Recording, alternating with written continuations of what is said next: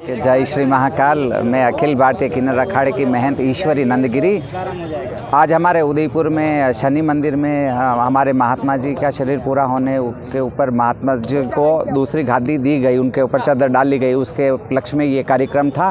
तो अनेक जगह से हमारे साधु महात्मा आए हैं उदयपुर में और बहुत सुंदर नज़ारा है आज का। अभी अभी समाचार के माध्यम से हमें खबर मिली है कि विदेश में जो खालिस्तानी मंदिर तोड़ रहे हैं, तो वहाँ की सरकार से मैं सवाल उठाती हूँ कि इतनी कम आबादी होने के बाद में भी वो ऐसे गुनाह कर रहे हैं। तो वहाँ की सरकार क्या यही चाहती है कि जो सनातन धर्म है, हिंदू धर्म है भारत का, जो पूरे देश विदेश में अपना अच्छा महत्व पेश करता है, अच्छी संस्कृति है, जिसमें एक दूसरे की हित के लिए कार्य करते हैं सनातन में, तो मैं वहाँ की सरकार से ये पूछना चाहती हूँ कि ये सरकार मिलकर क्या खालिस्तानियों से ये करवा रही है ज़बरदस्ती? क्योंकि हमें ऐसा लगता है कि खालिस्तानी की संख्या कम होने के बाद में भी वो ऐसे कार्यक्रम कर रहे हैं मंदिर तोड़ने के। तो इसका मतलब हमें ये साफ साफ दिखाई दे रहा है कि सरकार शायद यही चाहती है। सरकार जानबूझ के आंखें बंद कर बैठी है। और मैं भारत सरकार से भी पूछना चाहती हूँ कि हम संत भारत में भी कितना सुरक्षित हैं। पालघर की घटना को लेकर के दो, अभी तक कुछ भी नहीं हुआ है, उसके ऊपर कुछ भी एक्शन नहीं हुआ है। और नेता को जब चुनाव लड़ने होते हैं तब ये मुद्दे उठाए जाते हैं चुनाव जीतने के लिए। तो ये सिर्फ हम मुद्दे बन के ही रह गए इस दुनिया में? क्या हम मुद्दे बन के ही रह गए? जब सरकार को चुनाव जीतना होता है, किसी नेता को चुनाव जीतना होता है, तो वो संत को आगे करते हैं, संतों की बातों को आगे करते हैं और हिंदुओं के वोट लेने के लिए ये सब वो करते हैं। तो मैं सरकार से, भारत सरकार से ये हाथ जोड़कर संत समाज की तरफ से निवेदन करती हूँ कि खालिस्तान में जो ये घटना हो रही है, विदेश में खालिस्तानी कर रहे हैं, तो उस पर जल्दी से जल्दी कार्रवाई करो।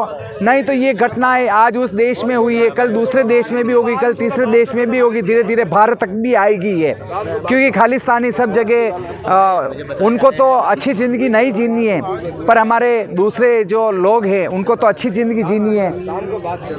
वो नशा करते हैं, नशा कर कर ऐसे जघन्य अपराध करते हैं, पर सब ऐसा थोड़ा चाहते हैं, सब अच्छी ज़िंदगी जीना चाहते हैं। हमारा सनातन धर्म तो ऐसा है कि सब जीवों को, सब जीव जंतु जितने भी प्रकृति में आ गए हैं सजीव, उनको पूजते हैं। हम तक तो नाग को पूजते हैं, नाग देवता बोलते हैं, नदी को पूजते हैं, गंगा माता बोलते हैं, सूर्य को पूजते हैं, सूर्य देवता बोलते हैं, चंद्र को बोलते हैं, चंद्रमा बोलते हैं। तो हमारे तो इस प्रकृति में जितने भी सनातन में जितने भी इतने प्रकृति के जो भी है, इस जो दृश्य दिख रहे हैं, उन सबको ईश्वर की बराबरी रखकर पूजा जाता है सनातन में। अगर सनातन की रक्षा सरकार नहीं कर सकी तो इस धरती का अंत निश्चित है बहुत जल्दी, जिसमें सरकार का भी खात्मा हो जाएगा। हम तो खुलकर कहते हैं सरकार भी इस धरती का ही हिस्सा है। और ऐसे लोग अगर अपनी अपराध को बढ़ावा देते रहेंगे तो उनको तो इस धरती पे नहीं रहना है, पर हम सबको रहना है। तो मैं सरकार से हाथ जोड़कर निवेदन करती हूँ संत समाज की तरफ से कि आप सरकार जल्दी से एक्शन लो, कनाडा की सरकार भी जल्दी से एक्शन ले और भारत की सरकार भी जल्दी से एक्शन ले, ताकि ऐसे जो अपराधी है उनको जड़ से ख़त्म कर दिया जाए। और अगर कोई अपने धर्म के बारे में बोलता है, धर्म के लिए कुछ करता है, तो हम तो कहते हैं उसको फांसी की सज़ा से भी बदतर सजा दी जाए, ताकि ऐसे अपराधी पैदा ना हो दूसरे। जहाँ विद्यालय का निर्माण होना चाहिए उस जगह जेल का निर्माण हो रहा है, क्योंकि जेल कम पड़ रही है, इतने अपराधी बढ़ रहे हैं इस देश में। तो देश का दुर्भाग्य एक जेलों का निर्माण करना पड़ रहा है। सब कह रहे हैं कि हमारी सरकार अच्छे कार्य कर रही है। अरे आपकी सरकार अच्छे कार्य कर रही है तो ये जेलों का निर्माण क्यों करना पड़ रहा है आपको? अपराधी के रखने के लिए भी आपके पास जगह छोटी पड़ रही है। तो मैं सरकार से अनुरोध करती हूँ कि आप 2 साल की जगह 6 साल सज़ा बढ़ाकर कुछ नहीं होगा, क्योंकि अपराधी तो जेल में सुरक्षित है, वहाँ मुफ्त की रोटियाँ खाता है वो। सरकार को ऐसे कानून बनाने चाहिए, ऐसी सजाएं देनी चाहिए, ऐसी विचारधारा उनकी होनी चाहिए कि ऐसे कानून बने ताकि दूसरा कोई अपराधी पैदा ना हो। हम तो कहते हैं, मैं किन्नर अखाड़े की संत हूँ, ऐसा पुरुष अगर कोई बलात्कार करने की सोचता है, बलात्कार करता है, तो हम तो कहते हैं उसको नपुंसक कर छोड़ दो, दूसरा पैदा ही नहीं होगा। एक 21 साल का बच्चा कह रहा है एक बलात्कार करने के बाद, 8 टुकड़े करने के बाद कह रहा है कि मैं हाई कोर्ट जाऊंगा, अपील करूंगा, छूट जाऊंगा, निर्दोष। ये हमारा देश का दुर्भाग्य है। हम मिलकर पैदल मार्च करते हैं, कैंडल मार्च करते हैं, और यहाँ देश के वकील ही ऐसे अपराधियों के केस लड़ते हैं। जहाँ बलात्कारियों को वकील मिल जाए तो उस देश में न्याय कैसे मिलेगा? उन्होंने वादा किया था हम केस नहीं लड़ेंगे, उस बच्चे का केस नहीं लड़ेंगे। हम तो वकीलों से भी हाथ जोड़कर निवेदन करते हैं, आपको सब पता है कौन सही कौन गलत है, आपको देख के ही पता चल जाता है। और अगर आपको पास में ठोस सबूत है कि वास्तव में ये अपराधी है, बलात्कारी है या कोई भी घटना कर रही है, तो उनको ये केस हाथ में ही न लेना चाहिए ताकि दूसरे पक्ष के जो केस करे उसको जेल में डालें। और एक एक बलात्कारी के 10-10 वकील जहाँ मिल जाते हैं। और हैदराबाद में जो डॉक्टर के साथ में घटना घटी थी और जो वो एनकाउंटर हुआ था, तो जितने भी 10 पुलिसकर्मी थे वो सारे के सारे आज जेल में हैं। तो दूसरे पुलिस वाले को क्या पड़ी है किसी का अच्छा करने में? वो क्यों किसी का एनकाउंटर करेंगे? वो क्यों किसी के हित में सोचेंगे? क्योंकि पुलिस वाले अगर आगे चलकर कोई अच्छी कार्य करना भी चाहे तो सरकार उनको करने नहीं देती है। कौन चला जाता है कि ये अपना ही आदमी है, इसको छोड़ दो, तो ये गुंडे नेता ही पैदा कर रही है, आग नेता ही लगाती है, फिर वहाँ जाकर कहती है कि आपके लिए अच्छा करेंगे चुनाव जीतने के लिए। तो ये जितनी अभी नेतागिरी बढ़ी है उतने अपराध भी बढ़ गई है। पहले देश में इतने अपराध नहीं थे जो अब बढ़ गए हैं। जो जा रहे हैं कलम की जगह चाकू ले जा रहे हैं, ये उदयपुर की घटना है और ये ज़्यादा दिन नहीं हुए हैं, 3 महीने ही हुए हैं। इस घटना को 3 महीने भी पूरे नहीं हुए हैं। और घटना होने के बाद में बच्चा ईश्वर के पास चला गया और सरकार उन पर दबाव बनाती है, उनके माँ बाप पर, कि आपको सरकारी नौकरी दी जाएगी, आपको 51 लाख दिए जाएंगे, 1 करोड़ दिए जाएंगे। और माँ बाप भी लालच में आ जाते हैं और पैसा लेकर चुप हो जाते हैं। तो ऐसे सब पैसे लेकर चुप हो जाएंगे तो ये अपराध और बढ़ते जाएंगे। ये अपनी ही दुर्बलता है कि अपन सरकार से पैसा, सरकारी नौकरी लेकर अपने बेटे को मुसलमानों के हवाले करके कटवा रहे हैं। क्योंकि कल उसको मारा था, कल दूसरा भी मारा दिया जाएगा और सरकार पैसे लेकर आ जाएगी कि आपके लिए ये सुविधाएं सरकार कर रही है, चुप रहो। तो मैं देश के सभी हिंदुओं से हाथ जोड़कर नम्र निवेदन करती हूँ कि क्या बेटा आपका 50 लाख का ही है? क्या एक सरकारी नौकरी के काबिल था? क्या आपका बेटा क्या पता दे आने वाले भविष्य में प्रधानमंत्री भी बन सके, कलेक्टर IPS भी बन सके? तो क्या आप उसका फैसला सिर्फ 50 लाख में करते हो? यार बहुत अच्छा, हमें ऐसा लगता है कि करेगी, धीरे धीरे करेगी, क्योंकि अभी तो हो गए मजबूत कानून नहीं, ऐसी बात नहीं है। सरकार अच्छा कार्य कर रही है, पर अभी जैसे यहाँ हम बैठे हैं, यहाँ कोई घटना हो जाती है तो इसमें सरकार भी क्या करे? अपराधी अगर अपने बीच में ही बैठा है, अपन फिर सरकार पर उंगली उठाते हैं, सरकार ने आपकी सरकार में ये हुआ। क्योंकि हमने ऐसा देखा है, संत समाज सबके साथ है, ना कांग्रेस करता है ना BJP करता है, उसको किसी से कोई लेना देना नहीं है। जब कांग्रेस का राज आएगा, कोई घटना होगी तो BJP वाले ज़रूर कहेंगे कि आपकी सरकार में ये घटना घटी।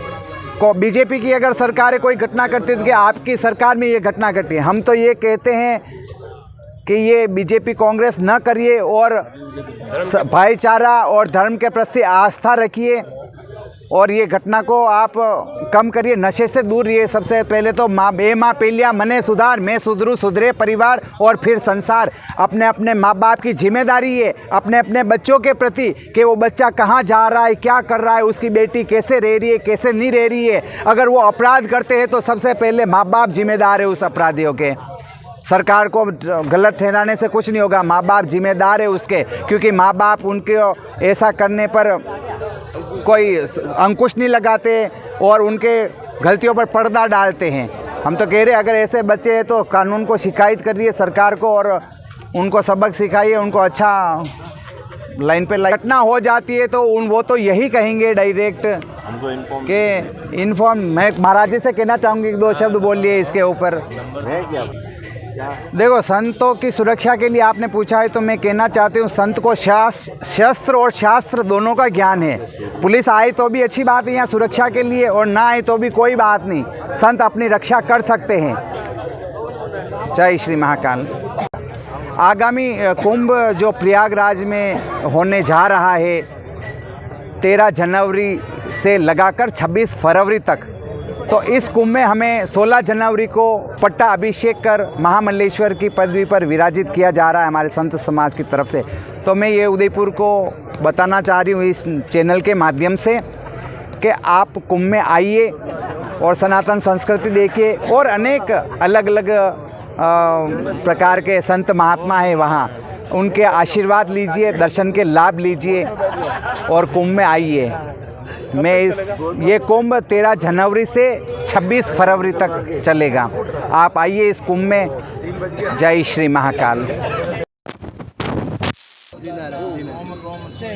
जी जी, क्या विषय क्या है, क्या पूछना है आपको, बताओ। पहले तो आज के बारे में बताएं। साधु और संस्कृति का परिचय है। हाँ, एक मिनट में वही